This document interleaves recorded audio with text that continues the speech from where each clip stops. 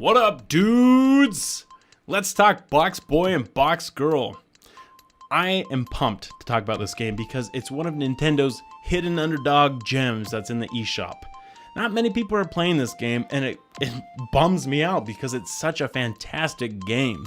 So I'm going to give you a little bit of background. I'm going to tell you why this game's so good. If you don't know, this is the third installment of the franchise. The first one was released in 2015 on the 3DS. And you look at it and you would say, this just looks like they copy and pasted the same game, man. But really, they take everything that they've done on 1 and 2 and they've just built off of that, and they've reached these different areas with the game. And it's such a simple game. The mechanics aren't complicated, but they have found ways to make it refreshing and exciting when you play it. So if you don't know already, this is a puzzle game, casual puzzle game, and it focuses on these tight, short levels. And that's all you can really ask for a game like this. It doesn't have any dialogue, there's no voice acting, but there is a story. And it's expressed and told through actions and cutscenes. So even though you don't read any dialogue or hear any voice actors, the story's got a lot of heart. And it's got this quirkiness, lightheartedness to the whole story. So just to give you a quick summary, this is the spark notes of the story. Box Boy and Box Girl are trying to save their children and their friends and their world. And that's about it, right? But when you play the game, it's not focused on that. It's just focused on these tight level designs. And it's magnificent. In fact, you forget that there's even a story until you've completed 2 or 3 of the worlds, and you go to the hub world and you get a cutscene. And that's just a bonus, right? The story is just a bonus to the whole game. You don't play it for the story, but it gives you some, and it's got this heart to it that you're just happy to watch. The mechanics of this game are just so good. They're not just super, they're superb. Right? Box Boy, his main skill is just creating boxes, and then he uses them to get around to the stage. And every level's got the same objective: get to the end. All right? And then there's only one collectible, which is a crown, and you try to pick that up and get to the end of the level using your one ability, which is creating boxes. So very simplistic idea, but it's done so well. And the great thing is, every world introduces a new object, and it focuses on that world obstacle. So one world might focus on electricity, another portals, another springs. And there's just so many of them. And every time you get to a new world, you're like, wow, this is completely different. I would never have thought of this. But it's really cool because you have to interact with these world objects or obstacles in order to complete and solve the level. So that leads me into difficulty. So the game, it's as easy as you want it to be, and it's as difficult as you want it to be. That's one of the beauties about this game. The only objective in the game is to reach the end of the level. And you can use as many boxes as needed to complete your objective, but the challenge is using the fewest amount of boxes necessary. In fact, each level has a box target. They separate them into 3 tiers. Tier 1 is the highest amount of boxes you can use, and Tier 3 is the fewest amount of boxes you can use. So aiming to complete each level in the 3rd tier increases the difficulty of the game significantly. So the first world, in fact, I'll say the first 3 worlds are pretty easy. I mean, I beat each level in about 2 minutes, so it wasn't that hard.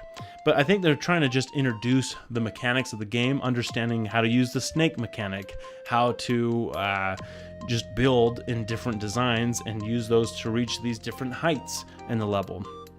But regardless, it's magnificent, right? You can just have such a casual experience with this game, or you can be as creative in your problem solving as you would like in acquiring the 3rd tier. And that's what I did. I love puzzles. So this game really spoke to me because of that. And I made sure to beat each level with a 3rd tier. If I didn't, I'd go back and I'd beat it again. So when it comes down to difficulty, it's up to you. And I love that. You know, you don't have to select in the menu. I want to play beginner. I want to play difficult. It's just, here's the game. Play it the way you want to play it. The design and the world are so great in this game. They're just simple. That's the whole idea of this game. It's just simple. I mean, your character is literally a box with 2 legs. You can't get more simple than that. The platformer is just black. In the background, you get this just super simple parallaxing background, which is really cool. And when the game does use color, which it rarely does, it's very vibrant and it really catches your eyes. So it's just a beautiful experience. And the music complements the world the way that Zelda music complements Hyrule. And it just focuses on the premise of the game, which is just simple. It allows you to think. It's not annoying. It's not overbearing. It's just there. And it just has this melody of like a brain thinking. And it just helps you focus on what's important, which is the level design.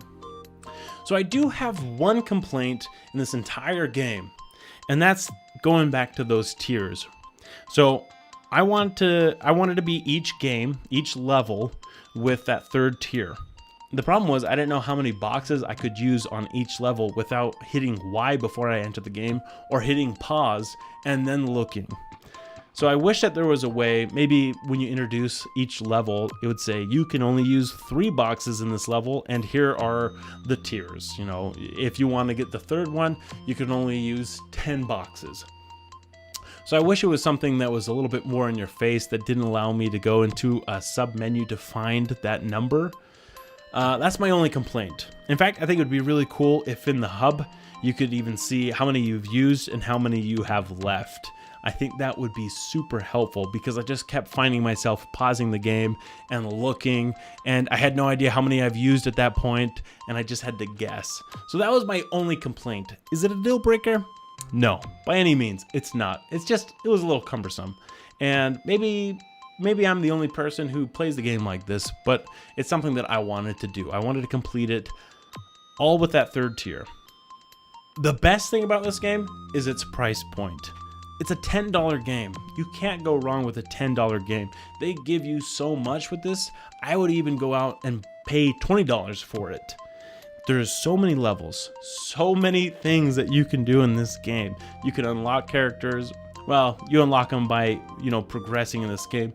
You can get points to go to the shop and customize your character so you can look as goofy as you'd like. You get a lot for $10. I'm gonna tell you guys, this is a game I recommend. It's something that I want people to experience. Every level just brought a smile to my face. I always had to be creative in my problem solving, and I just felt like such a boss after every level. Like, I figured that out. I did that. I didn't even have to Google it. I did it myself, and I feel like a champ. So it gives you these good vibes when you're done with each level. So I'm gonna go out just saying that this is a 4 out of 5. Go play it right now. Let me know what you guys think about the game in the comments.